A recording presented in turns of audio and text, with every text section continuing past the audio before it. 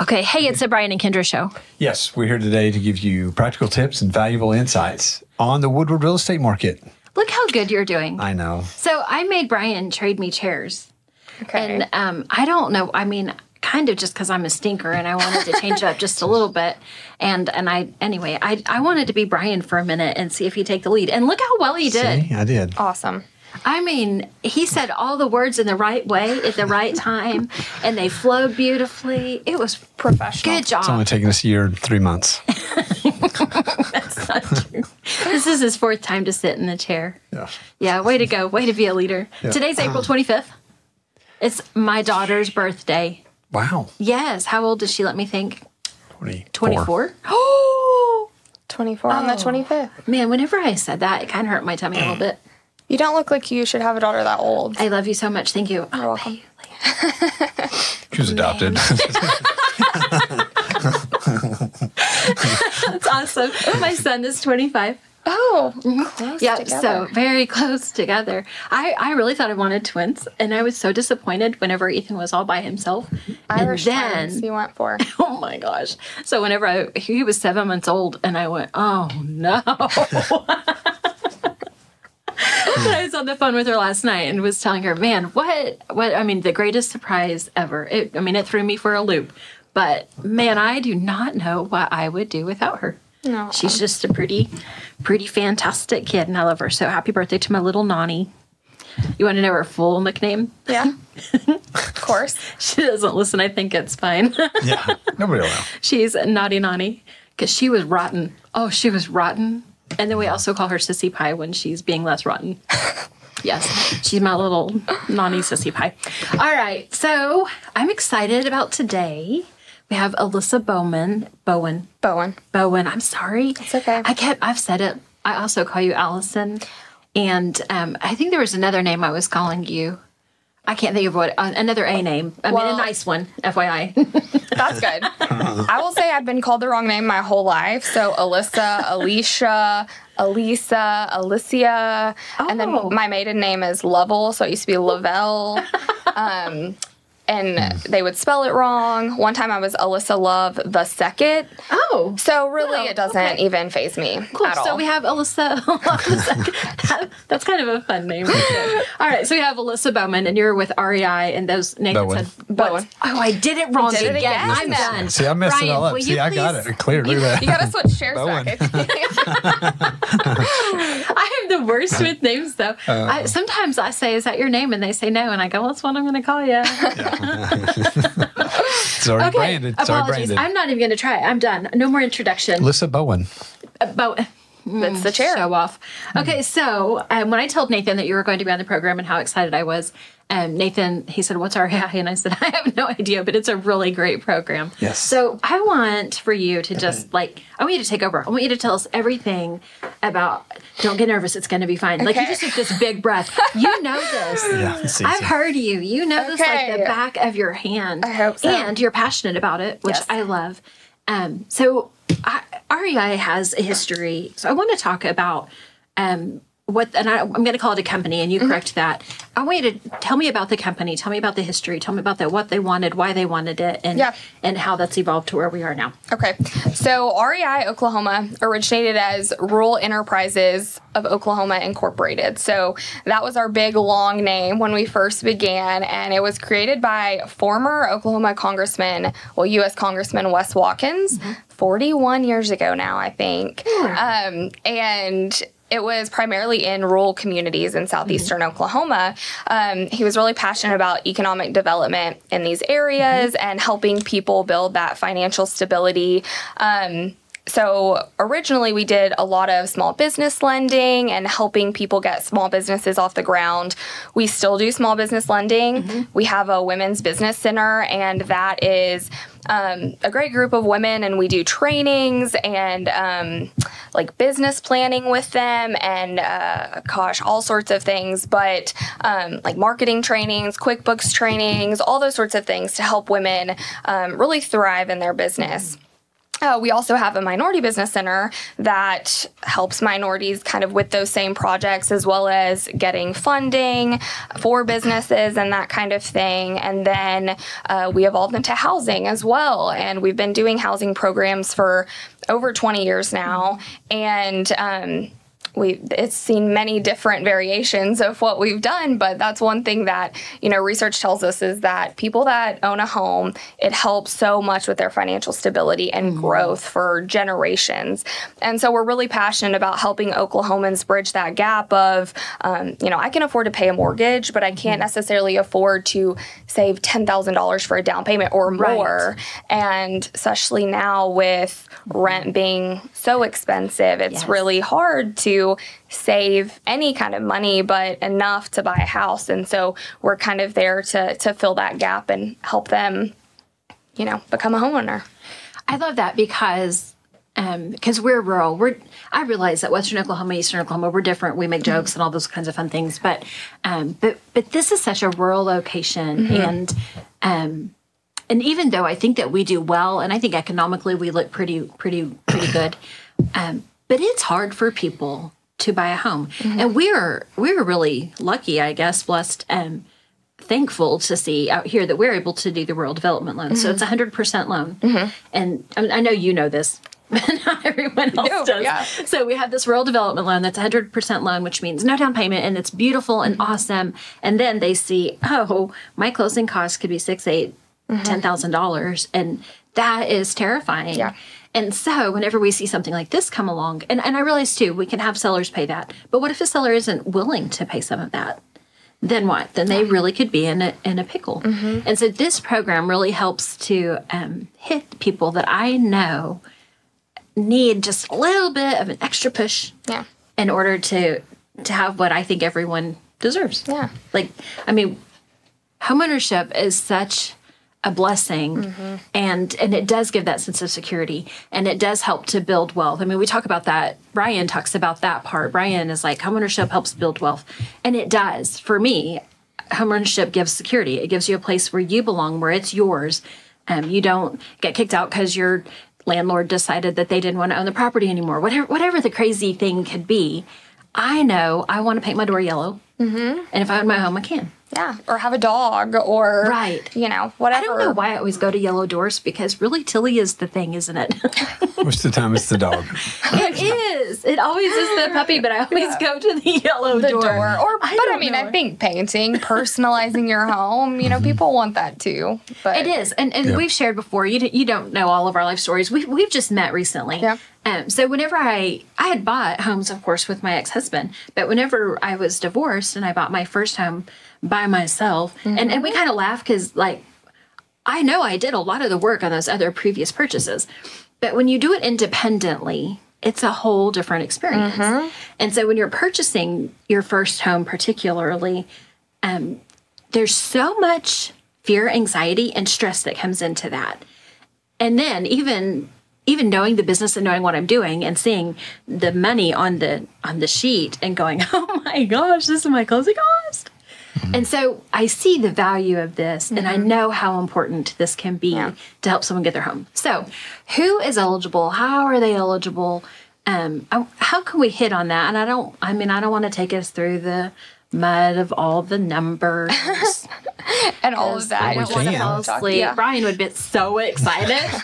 So you can do just enough to keep him engaged. Oh, gosh. But who does this affect? I mean, is this income-based, or is it, how is this determined? Yeah, so there are a couple of different eligibility requirements. You hit on a couple. So income is a big one, and we do have a wide range of income limits. It's really low to moderate income. I feel like this fits a lot of even families. You think 2 teachers are pretty much going to fall within our income limits. And so I think the income limits are, we can look at the count. We won't get too much into numbers, but for instance, so Woodward County, for a 1 to 2 person family with a government loan, you're looking at $117,000 for a 1 to 2 person family, almost $140,000 for a 3 or more person family. See, that sounds like I mean, that sounds so doable. Yeah, for sure. I mean, I feel like this hits a bunch of people who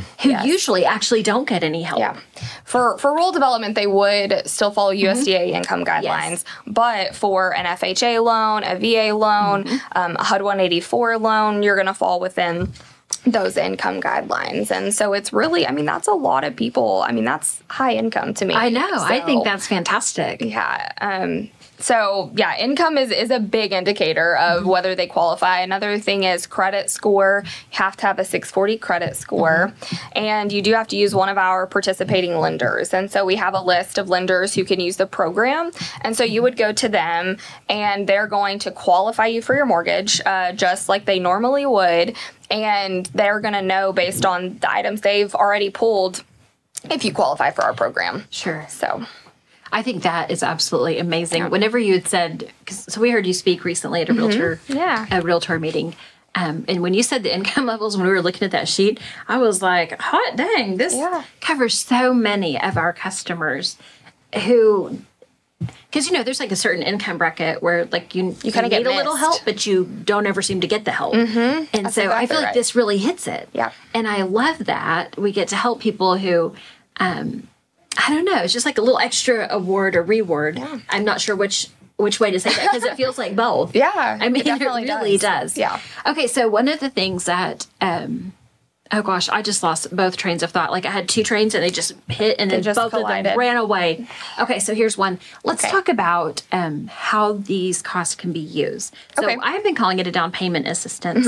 But it's really more than that. Yes. Okay. So down payment and closing costs. So some of our programs go up to 5% assistance, and almost all of our loan types require less than 5% down payment. And so if you, for instance, get 5% assistance, that can cover maybe your full down payment and part of your closing costs. Or, for instance, maybe you do have some savings, but like you said, the seller is not willing to pay any, or maybe, your grandma gives you some money. And so you have some for down payment, but no closing costs, or you have some for closing costs and no down payment. And you can use this program to cover some or both. I love that they can, like, everything can work together. Yes. Like, grandma can work together with some seller concessions and some down payment assistance, and it can all hold hands to help me to get into the home that I'm looking at. And I appreciate that because sometimes it seems like it's one or the other, but not both. Yes. And so I think that's huge. I think that that's a big, big deal.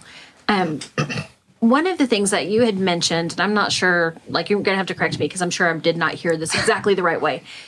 Sometimes on down payment assistance programs, they actually are considered, Brian, help me.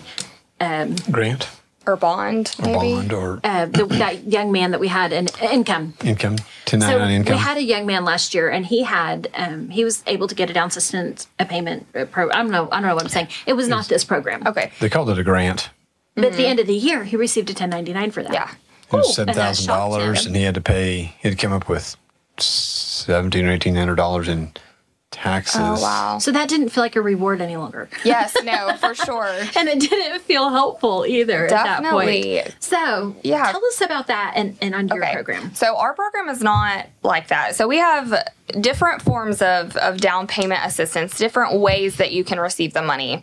And it's kind of based on the market. It's a little bit complex, but we have a gift, and it is a true gift. So it would be as if your grandma gifted you this money. Okay. And that program is awesome, but we don't have as much assistance available right now in that program just because the interest rates are so high.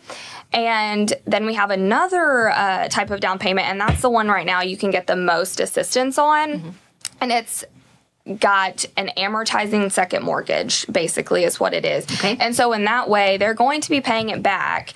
And so it's not, they're not going to get hit with any taxes because they're going to be paying that back. Sure. It is like a mortgage. And so you would not have that situation where you're hit with some kind of fee at the end of the year for it, thankfully. Do you want me to expand right now on the different types, or do you want to... One more minute, because I want to ask you another question about this. That's what I thought, maybe. One of the things that I thought was interesting was so back again to comparing different things that we've seen that I don't have their names for. But for instance, back in 2008, we had these wonderful tax credits if we were to buy a house or whatever. And then a few years later, if you had sold your house within a certain time frame, you had to pay those back. Yes. So with this program, is there part of that I have to pay back if I sell within a certain amount of time? Is there part that, like, obviously the amortization, so that one was an actual mortgage for that. It's almost like a second loan. Yes. It is a second loan. It is a second loan, to get you into your home. That has to be paid back. Yes. The same as your mortgage would. And so but that's almost easy. Yeah. Because you can see it and you always have a running idea of what that balance is, right? But the part that was a gift. If I sell my house, if I buy my house today and I have this gift and then next year something happens and I have to move to Timbuktu, I'm in Alaska because that's where I go. Is it going to hurt me? No. So the gift is a gift. There is no requirement for how long you stay in the home, or anything like that. They're free and clear. So even if, say, we've done some loans in like Lawton where they're military families and sometimes they don't know, they think they're going to be somewhere and they get reassigned. And so if that happens, they're free and clear. They don't have to pay that back. If you're doing a conventional loan, I don't know how in the weeds you want me to get here, but on Fannie Mae doesn't let us do a gift. They do a forgivable second mortgage. Okay. And on that one, it's not paid back on a monthly basis, but it is forgiven on a monthly basis over 7 years. Awesome. So if you live in that home 7 years, you don't owe anything back. But if you were to sell or refinance within that period, you would owe, so many months of it left, however much is left on the note. And you could definitely give us a call and we could let you know how much that is before you go sell your home, so you kind of are aware of where you stand. Which I guess is similar. I mean, it's kind of the same thing as paying back those taxes back in 2008. But whenever you say forgivable loan, I go, oh, that's so nice. Yeah.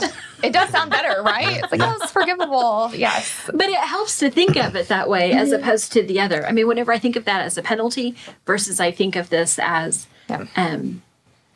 forgivable, as okay, well, I just know that this is how it's going to be, and I'm working toward completion of this forgivable loan. Well, and you think, too, you're gaining equity in your home. So, for instance, if you were to get, hopefully, yes, you're making payments on that monthly, and so you're gaining a little bit, hopefully. And so then if you go to sell it in 3 years, yes, you may owe some left, but hopefully you have now enough equity in it that when you go to sell it, you just pay that note off, and it's not more of a wash than and you're paying it loss at closing. Yes. As opposed to later when you do your taxes and Yes. go, oh no, Correct. I didn't realize, I didn't see, I forgot, whatever. And I think that is more helpful to us to be in control of our finances. I think so.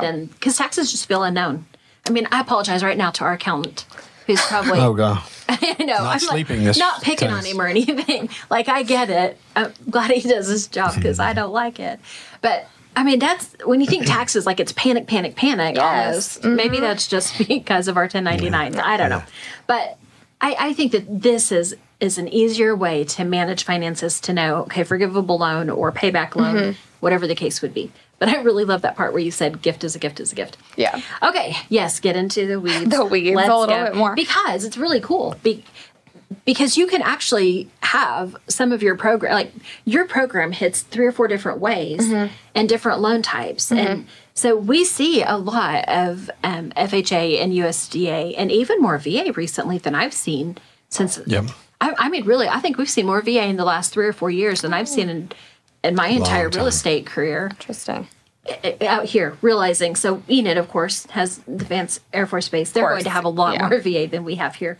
So all of that to say, we don't always see as much help on a conventional loan as we would on the FHA, VA, USDA.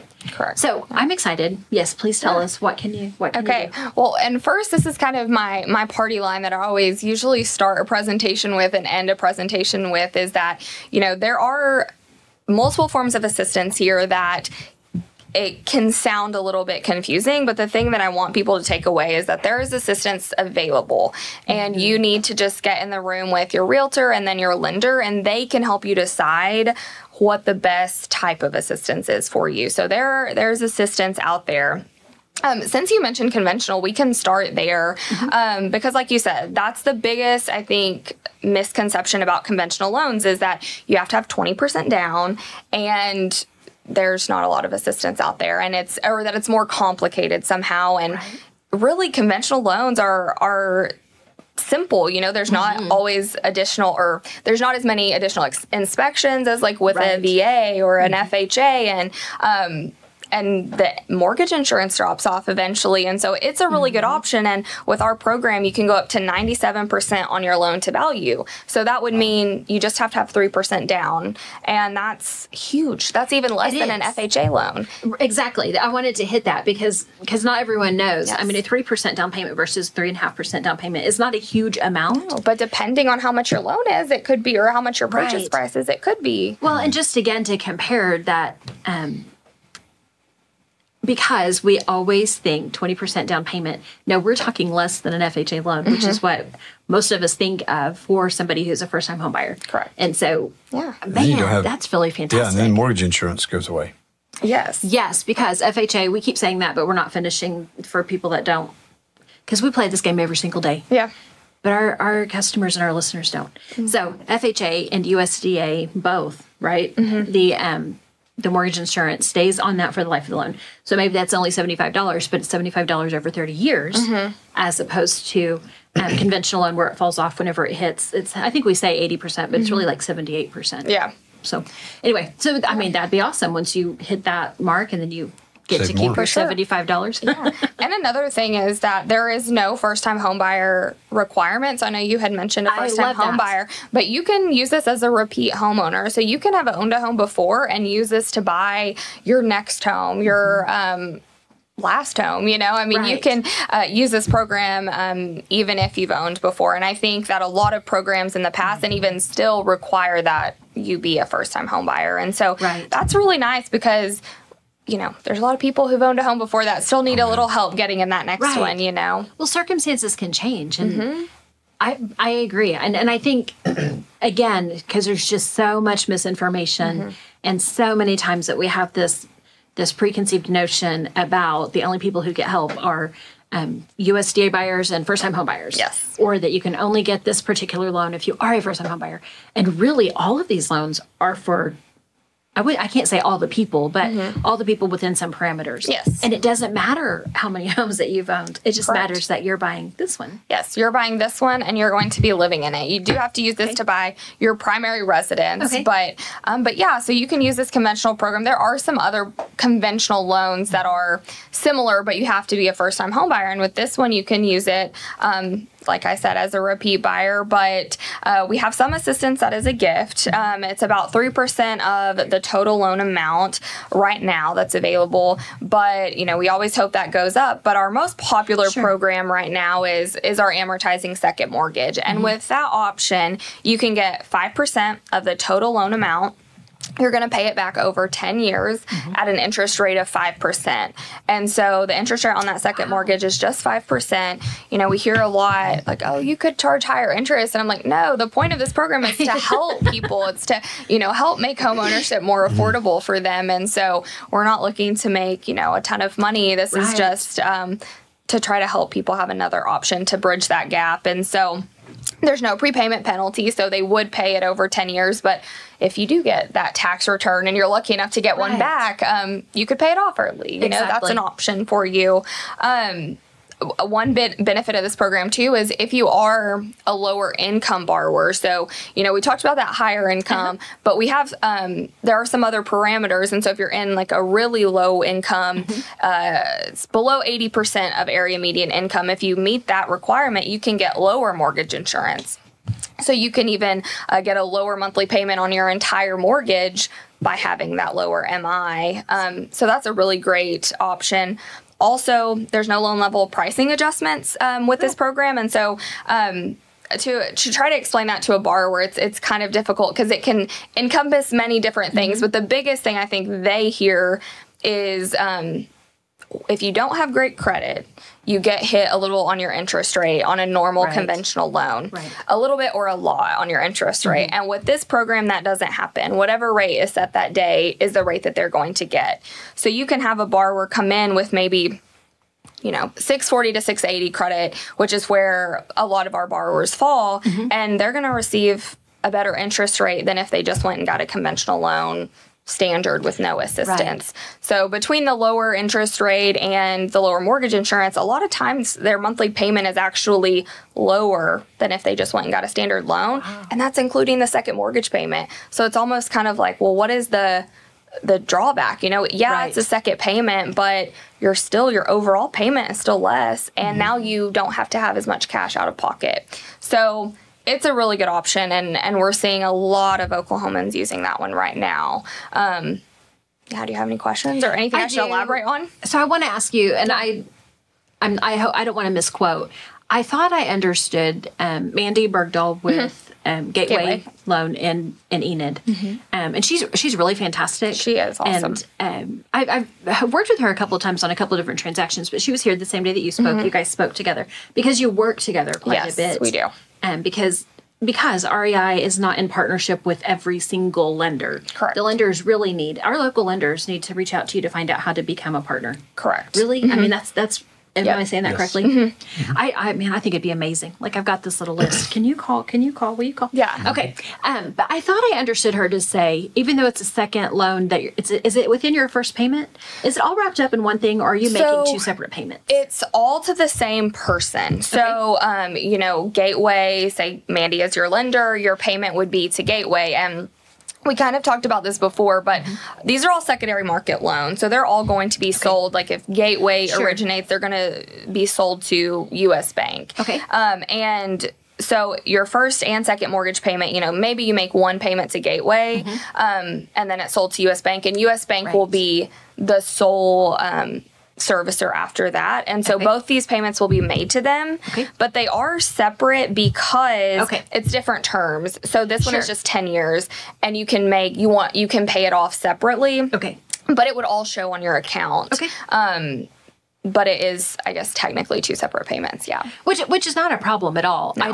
But when she said that, I thought, how can that be? That's amazing. Yes. Just because it's easy. It is, yes. And I'm all about whatever makes it easier. Easy, yes. Because that's not the part I want to spend my time on. I mean, I want to be playing with the dog in my new backyard. Exactly, or painting that door, Exactly. And actually, it's going to be green. But anyway, so I wanted to clarify that. And just for me, I guess, really. So hopefully I didn't just confuse everybody else. But I just think this is so exciting. Yeah. I think that this is such a great opportunity for our buyers.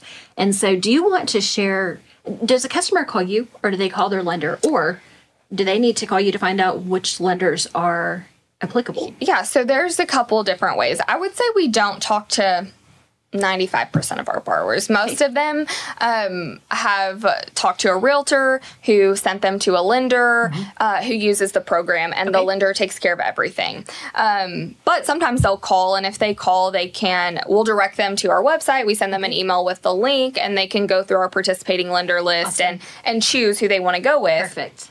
But for just the stage or the steps that they would need to take is, you do have to go. Like, even if they call us, your lender is handling everything for you. So you would go see your lender. Your lender is going to take care of all the paperwork on your behalf. And so technically you don't have to talk to us at all. You're welcome to call and ask questions. We're happy to help you understand if you are confused, but your lender is going to take care of it for you. Awesome. We really appreciate you so much. I ran us right out of time. So call us, and we will tell you how to get a hold of the right lender. We'll give you REI's website so that you can find it. So thank you so much for joining us. This is Kendra Brown, 580-216-0090. Brian Cook, 580-334-2303. Thanks. Thank you. Thanks for having me.